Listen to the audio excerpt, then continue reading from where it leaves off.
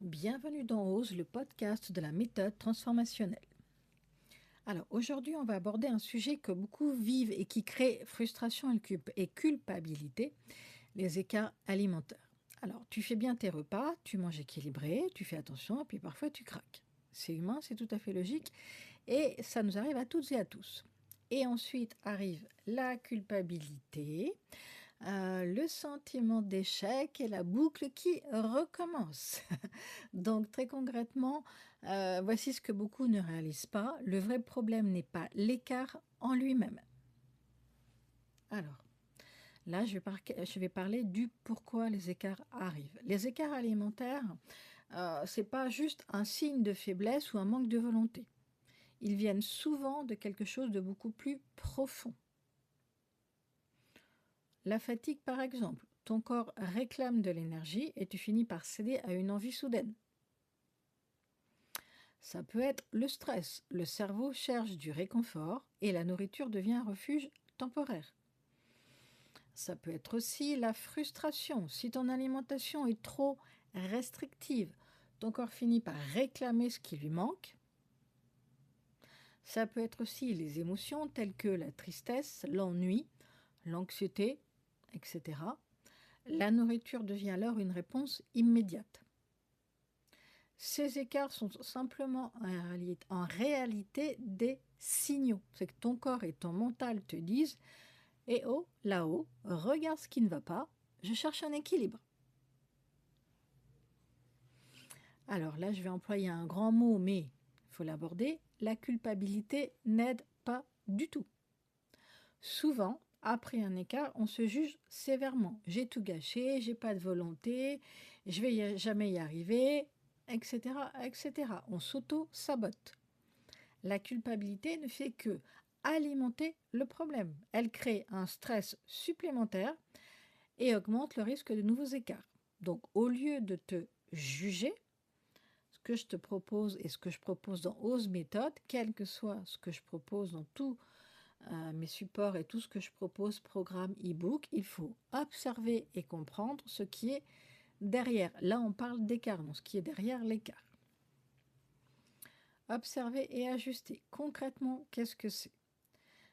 Comment transformer ces signaux en opportunités? Premièrement, arrêtez de culpabiliser. Un écart n'annule pas tous tes efforts. Je parle d'un écart, je ne parle pas d'écart répété pendant 3 semaines. On est bien d'accord, hein?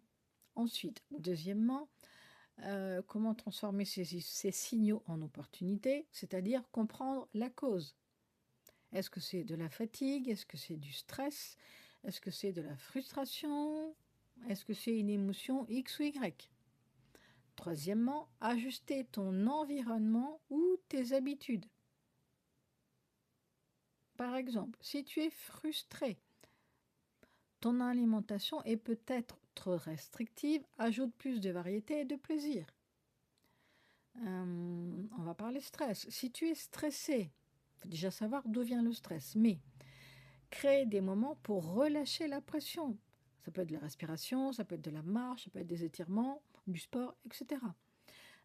Si tu es fatigué, écoute ton corps, repose-toi, évite les restrictions extrêmes.